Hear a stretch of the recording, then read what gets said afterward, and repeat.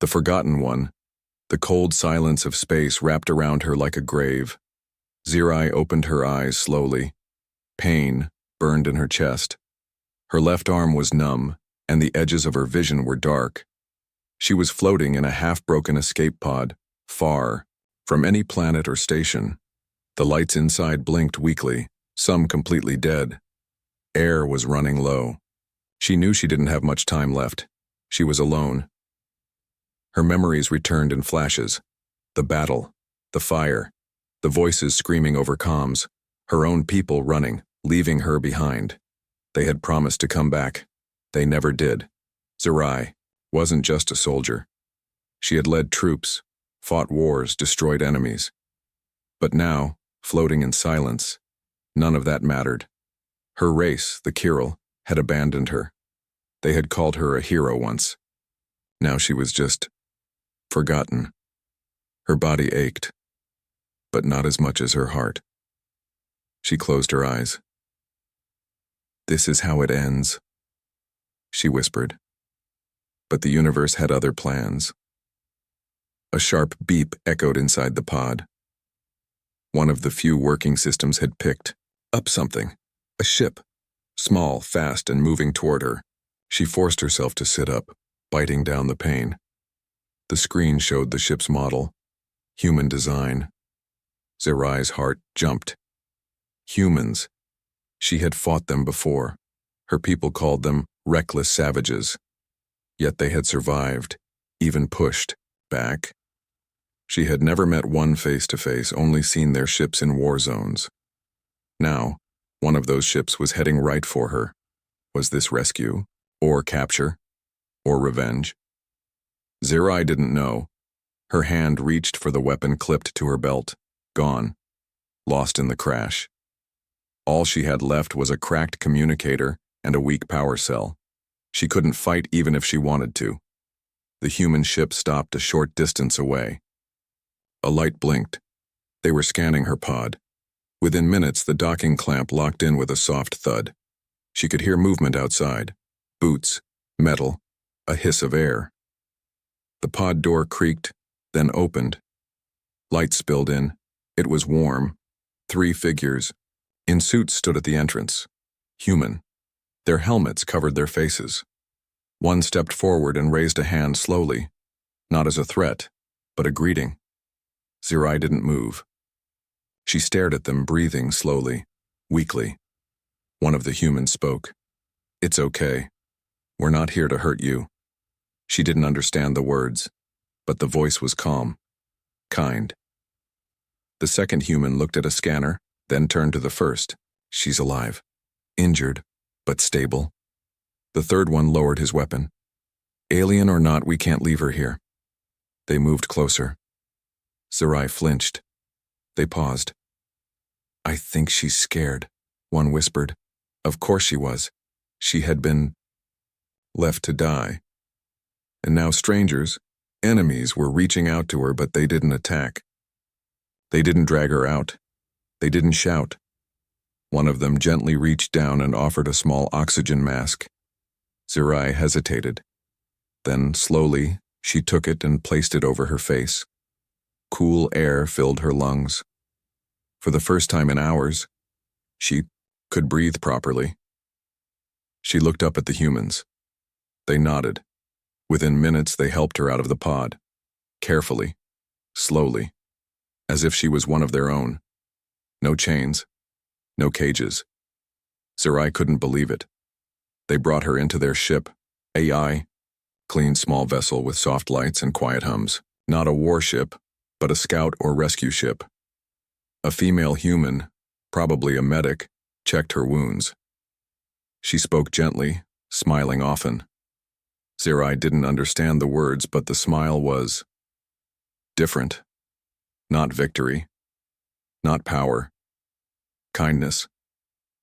They gave her water, blankets, medicine.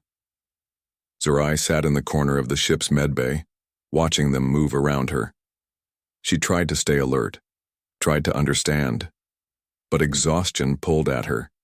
She had been ready to die, ready to vanish in space like so many before her, but now, Now she was not alone, and that scared her more than death.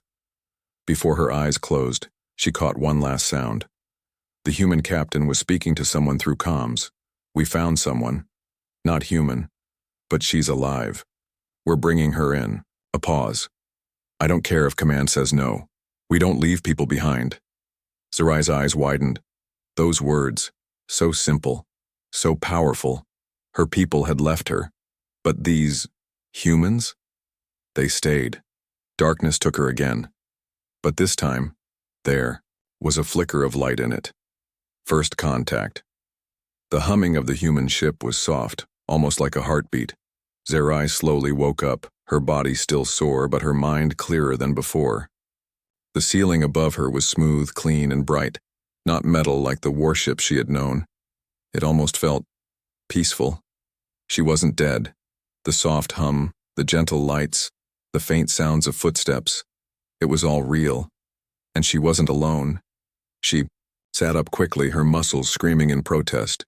She winced but didn't stop. Her training was still in her blood. She had to know where she was, who had her, and what they planned to do. The room looked like a small medical bay. One wall had blinking machines. A soft blanket was draped over her. Clean water sat beside the bed. No restraints. No guards. No prison. She swung her legs down and stood, slowly, carefully.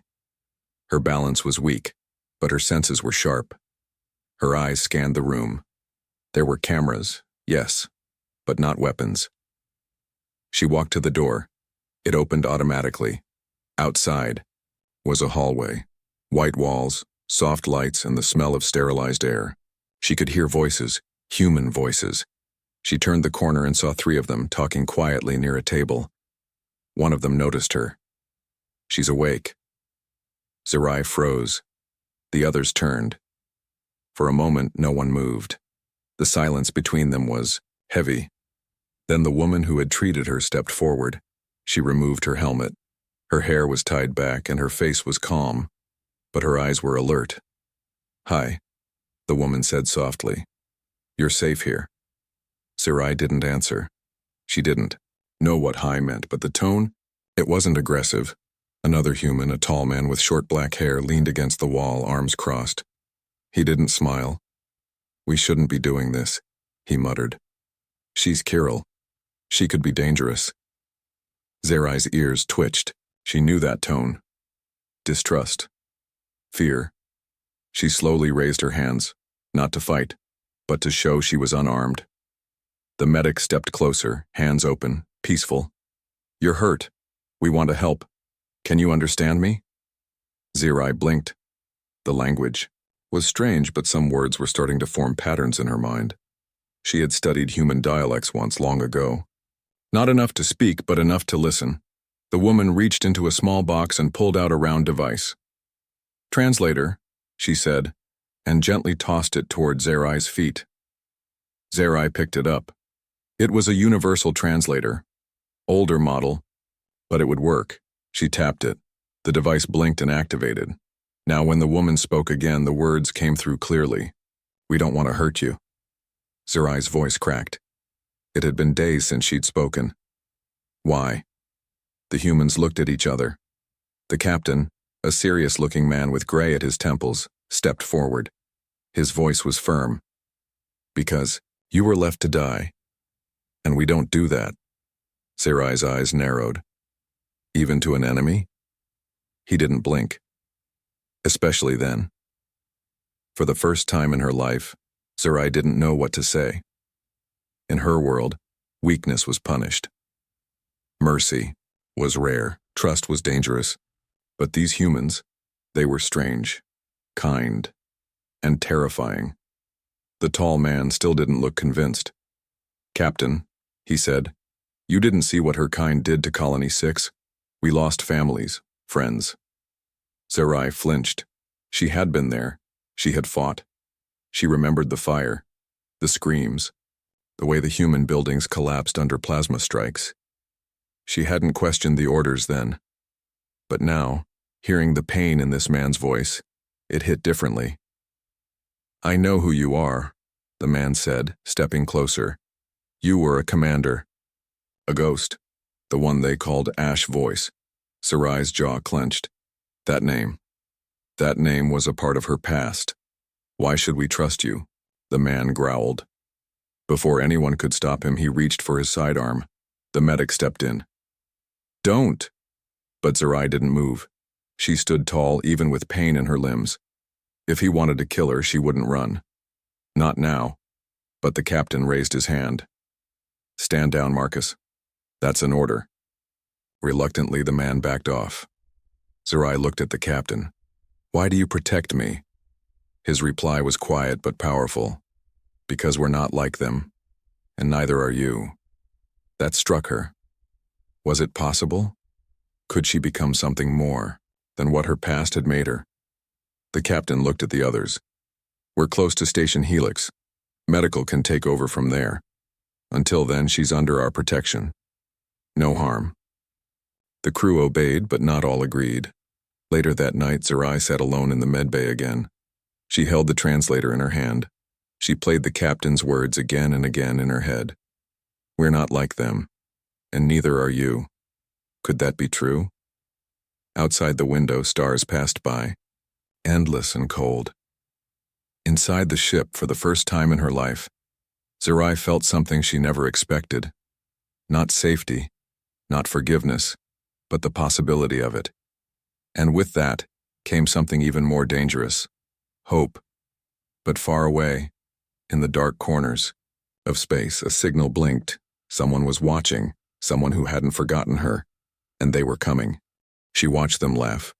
Sarai sat in silence, watching. Not as a prisoner, not as a spy, not as a soldier. Just watching. The humans had taken her in, given her food, treated her wounds, offered her space to rest. But they hadn't demanded anything, yet.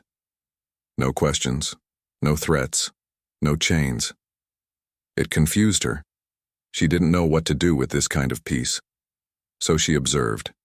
The ship was small, a long-range recon vessel named Dauntless. Not a warship, not a colony freighter, just a scout. Crew running surveys near the edge of known space. There were 8 humans on board, each different in tone, energy, and behavior, and they were always talking, always laughing. She didn't understand it at first. The laughter wasn't loud or mocking. It wasn't the sound of warriors boasting or commanders shouting orders. It was light, sometimes strange, sometimes warm, sometimes wild. They laughed when food burned. They laughed when they dropped tools. They even laughed when one of them tripped over a crate in the hallway and landed flat on his face, and the others helped him up while still laughing. Sarai had never seen anything like it. Her people, the Kirill, did not laugh. Not unless it was cruel. Not unless it was war. Their humor was sharp and cold, usually used to dominate, not to share. This human laughter felt like a weapon she didn't understand. It made them strong, but in a different way. It made them bond, and it made her uncomfortable. She stayed mostly silent, eating alone, sleeping light, eyes always alert. She didn't trust this warmth. It couldn't be real. Not for her, but they didn't push. The medic, her name was Lex, sometimes sat with her, bringing soft fruits or warm tea. Lex talked even when Sarai didn't reply. She told stories about growing up on a station where gravity was weak and everything floated, about how she once snuck a cat onto a military transport ship, about how her brother cried the first time he saw Earth. Sarai didn't reply, but she listened. Every word was like a strange key turning in a door she didn't know existed. Then came the third night. She woke in the middle of it, sweat on her skin, heart racing. A dream. No, a memory. Fire. Screams. A Kirill soldier dragging a child out of a collapsed human building. That soldier was her. She had been told it was a targeted strike, but it wasn't. She had seen the family, and fired anyway. Now the image wouldn't leave her mind. She sat up, shaking, and found Marcus, the man who still hated her, standing at the edge of the room. "I thought I heard something," he said, voice low. Zirai didn't move. He looked at her, arms folded. "You sleep like a soldier," she looked back. "I am one." Still? That word struck something in her. Still? Was she? She said nothing. Marcus stepped closer, leaning against the wall. "I lost people on Colony 6, a lot of people, friends. My sister." Zirai closed her eyes. "I was there." "I know." They were quiet for a long time. Then Marcus asked something she didn't expect. "Do you regret it?" Zirai opened her mouth, closed it, opened it again. "I don't know," she whispered. Marcus didn't reply. But he didn't walk away either. When he left, she sat awake for hours. The next morning, everything changed. The ship's AI picked up a distress signal from a nearby mining outpost. Human, silent, for weeks. Last recorded message. "They're not what they seem, please someone respond." Captain Reeve gathered the crew. "We're 2 days from Helix Station, but this outpost is closer. We respond." Marcus frowned. "Could be a trap." Lex looked at Zirai. "Could also be people needing help." Zirai stepped forward. "I want to go." Everyone turned. "You?" Marcus asked. She nodded. "I know how traps are set. I can help." The room was silent. Then the captain said, "Suit up." The shuttle landed on the edge of the mining outpost. It was dark, quiet, too quiet. Zirai walked between Marcus and Lex, armed with a light pistol and a scan visor. Her body moved with trained ease, but her mind was heavy. The outpost felt abandoned, but not empty. Something was here. Something watching. Inside, they found signs of struggle. Blood, crushed helmets, empty weapons crates. Then a wall display came online, flickering weakly. A message recorded by one of the outpost engineers. They came in ships marked as chiral, but they weren't. Not exactly. Not anymore. They were cold. Dead inside. Their eyes didn't blink. "We tried to stop them. We failed. If you're hearing this, run. They're not alive." Lex whispered. "What does that mean?" Zirai's stomach turned. She recognized the term, the reclaimed. Warriors lost in battle returned by the Chiral using ancient biotech. Controlled minds, broken bodies used as tools. The Chiral called it honor through function. Zirai called it hell. "They're coming," she said. Just then, motion sensors lit up. 6 figures moving fast, too fast. Lex raised her gun. "Not human?" Zirai's eyes narrowed. "Not anything anymore." She remembers the fire. The shadows moved like ghosts. The crew had barricaded themselves inside the control room of the mining outpost. Broken monitors flickered. Sparks dripped from the ceiling like silent rain. Outside the door, the sound of metal scraping against metal echoed through the corridor. The creatures were close. Too close. Zirai crouched near the main console, scanning the security feeds. The images were grainy, but the shapes were clear. 6 tall figures armored in Chiral exobone, faces half-covered, eyes glowing faint blue. Not soldiers. Not anymore. "The reclaimed," Zirai said, her voice cold. Lex turned to her. "What are they?" "Once, they were like me." Marcus loaded his weapon. "And now?" Zirai didn't blink. "Now they're tools. Puppets with bones." Captain Reeve was pale. "How do we fight them?" Zirai looked away. "You don't. Not directly." Marcus stepped forward. "You seem to know a lot about them." Zirai said nothing. Lex narrowed her eyes. "Zirai, how do you know so much?" There was silence. Then Zirai stood. "I made them." Everyone froze. She didn't wait for the anger. She didn't flinch from the horror on their faces. She spoke before anyone could interrupt. "It was early in the war. The Chiral Command wanted immortality for our elite. I was part of the Vanguard program. We were told to test it on prisoners, then on volunteers, then On the wounded, Lex whispered. You turned the injured into those things? Zerai nodded slowly. They called it honor, but it was slavery. I led the final trial. I approved the use of the first reclaimed unit on a human colony. Marcus clenched his fists. Which one? Zerai's voice cracked. Colony 6. The room went silent. Marcus stared at her like a stranger. My sister. I know, Zerai said quietly. I saw her. She tried to fight. She didn't run. The captain's voice was hard. Why tell us now? Because they're here, and this is my fault. She turned to the console. We don't have much time. If they breach the doors, we won't last 5 minutes. Lex wiped her eyes. What do they want? Zerai stared into the monitor. They're not here to kill me. They're here to bring me back. The lights failed 5 minutes later. The emergency backup kicked in, bathing the room in red. Heavy footsteps echoed closer. One of the reclaimed spoke through the door, its voice a mix of static and growling machine code. Zerai. Return, or they die. Zerai stood. No. Lex grabbed her arm. You go out there, they'll rip you apart. Zerai looked at her. No, they'll take me. Bring me back. Rebuild me. Marcus hissed. You can't be serious. I have one advantage, Zerai said. I used to command them. I know their blind spots, their patterns. I can lead them away. Lex's voice shook. You're trying to make this your last mission. Zerai didn't deny it. I was made for war.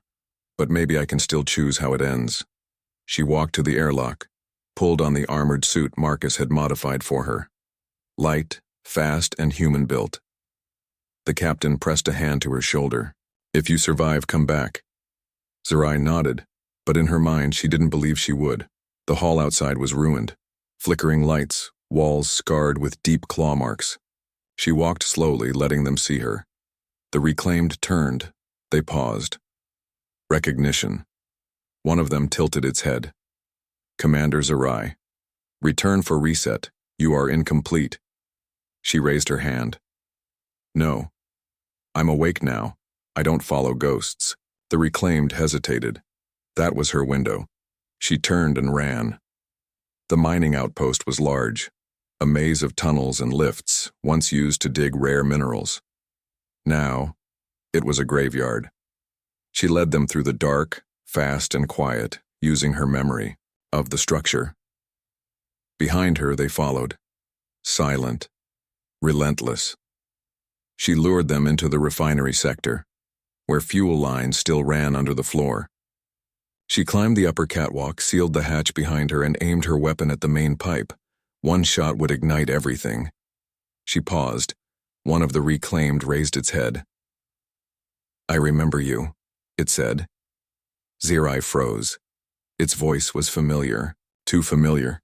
She whispered, Varen? It stepped closer, face half-burned, eyes dim.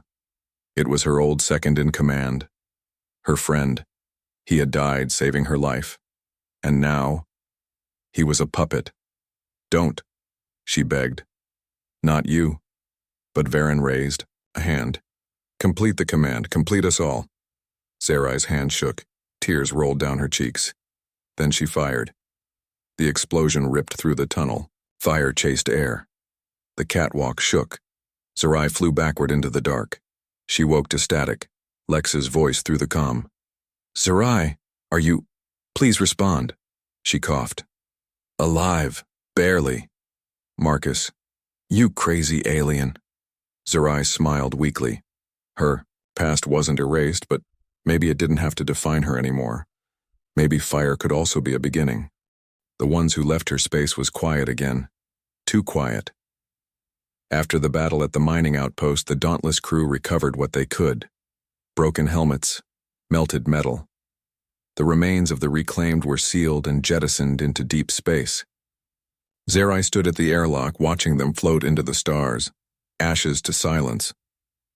She said nothing, not when Lex tried to hug her, not when Marcus finally offered a nod of respect, not even when Captain Reeve placed a hand on her shoulder and said, You didn't have to do it alone. She had always done it alone.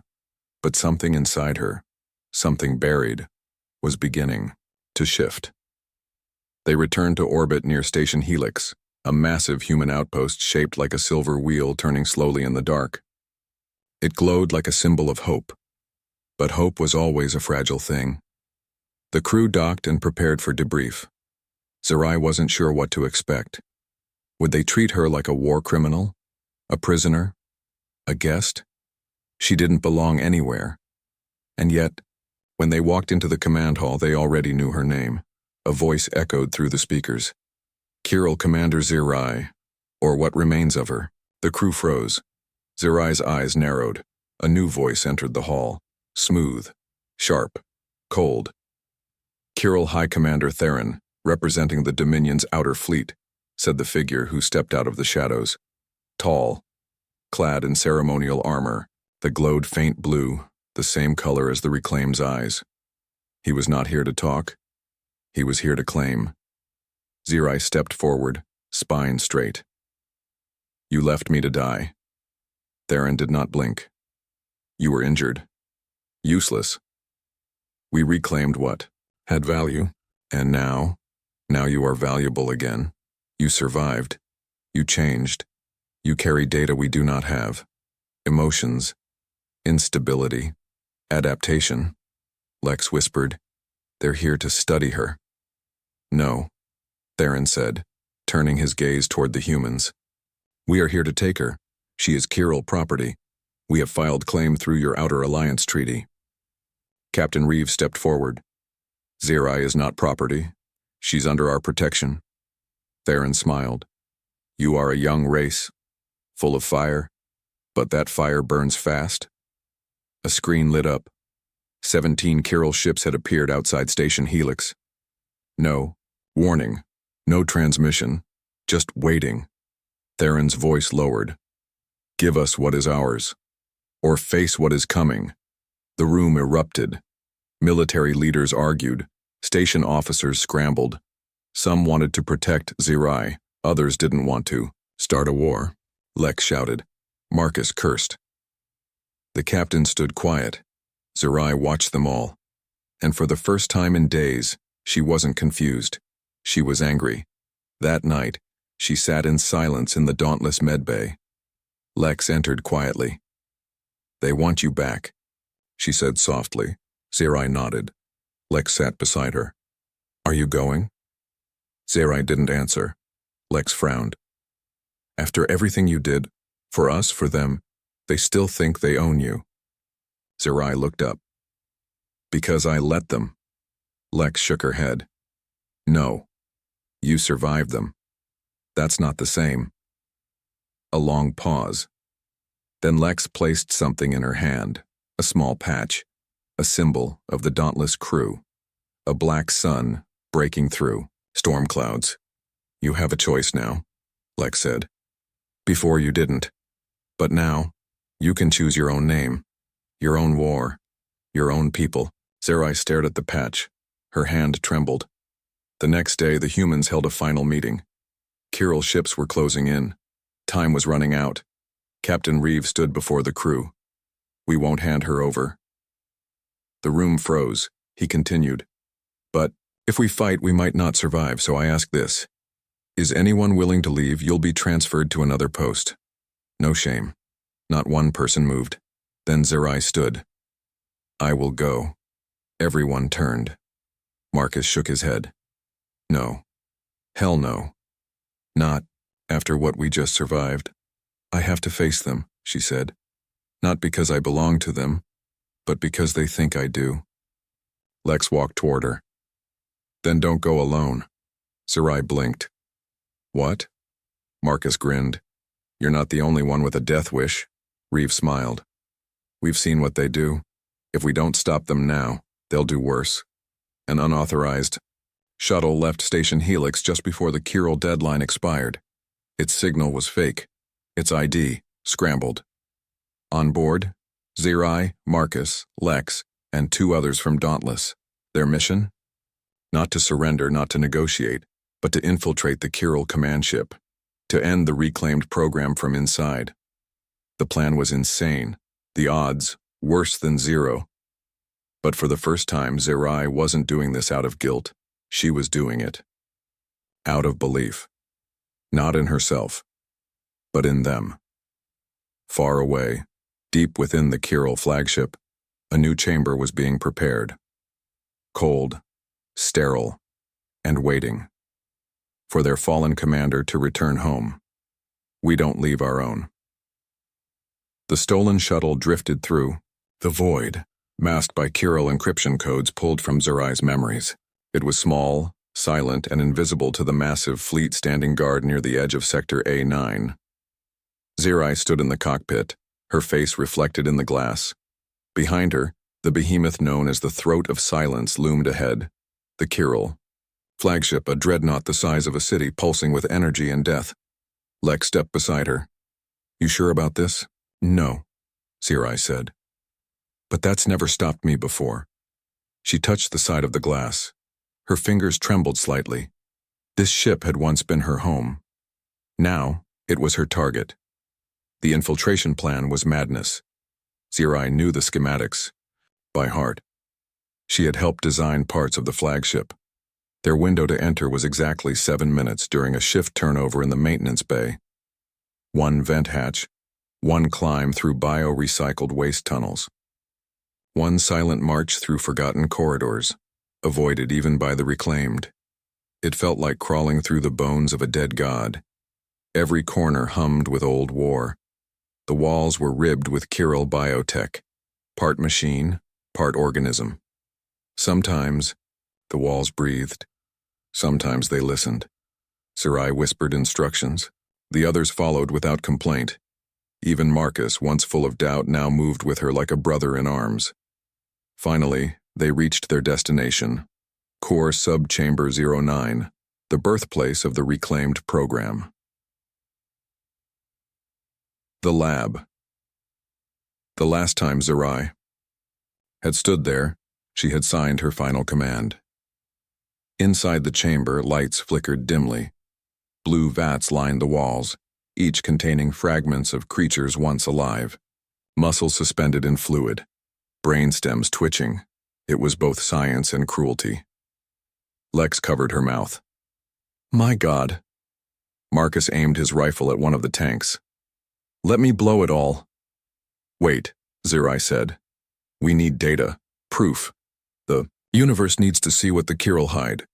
Lex nodded and began copying files to a secured human core. That's when everything changed. The lights cut out. The door slammed shut. A voice echoed from the darkness. "Well done, Commander. You returned, faster than we expected." Zerai froze. The shadows formed a shape, a figure in ceremonial armor, thin, cold, alive far longer than any normal Kirill. Theron, High Commander of the Reclaimed Division. He stepped forward, slow and calm. "You brought them. I thought you might. That is why we let you come." Lex raised her gun. "You knew?" Theron smiled.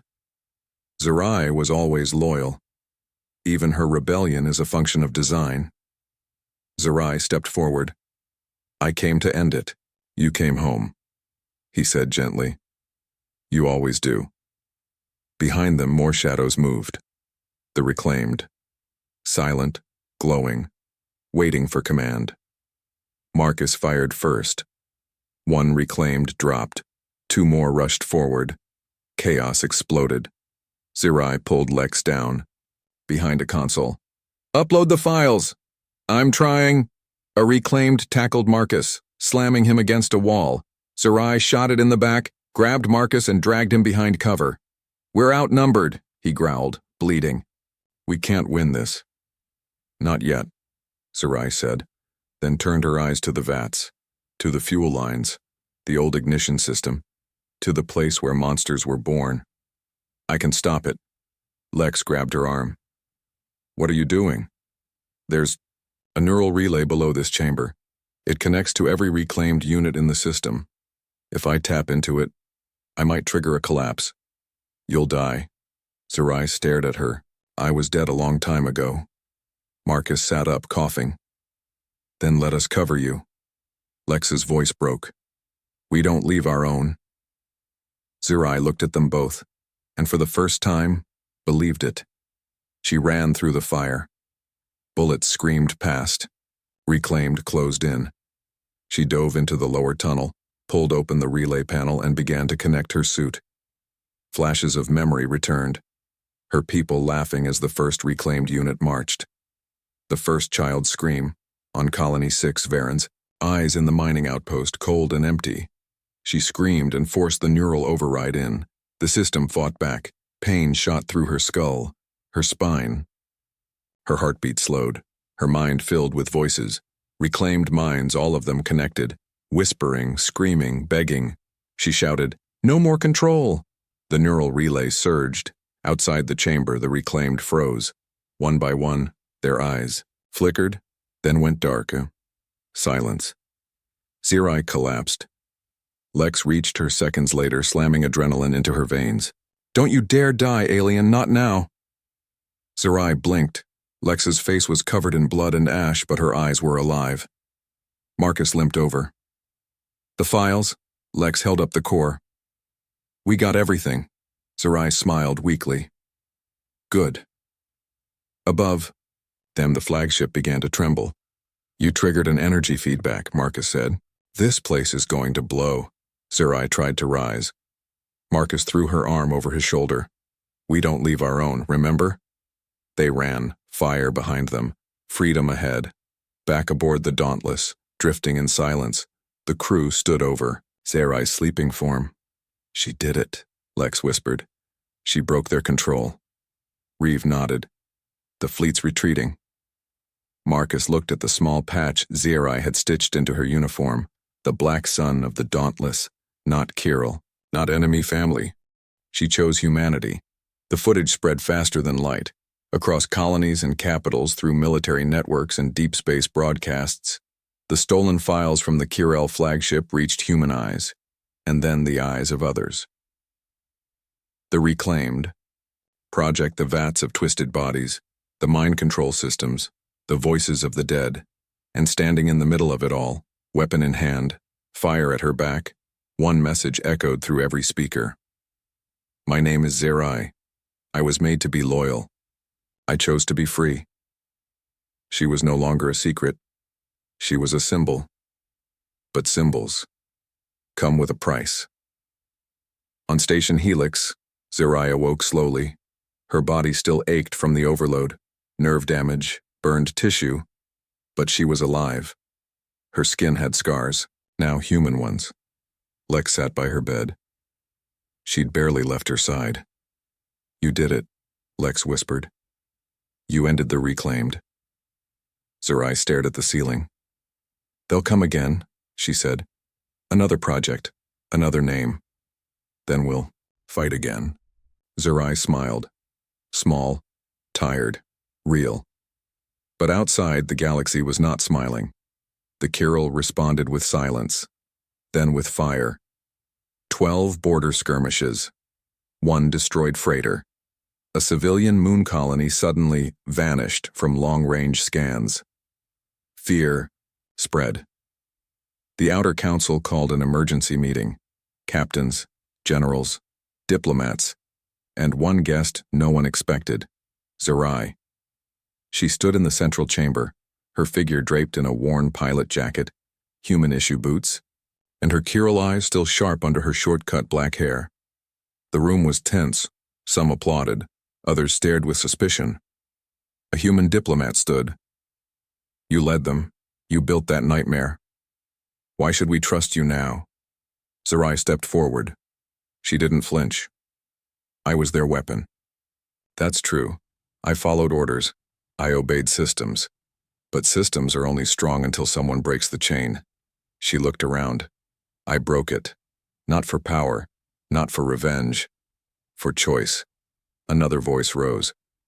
"A Kirill exile, working with human diplomats." "You turned on your own people." Zerai turned her gaze. "They turned on me first." Silence followed. Then Lex stepped forward and spoke 3 words no one expected. "She saved us." And then Marcus added, "She didn't just fight. She stayed. When she could have run, she stood between us and death. More voices joined. Within minutes, the council moved.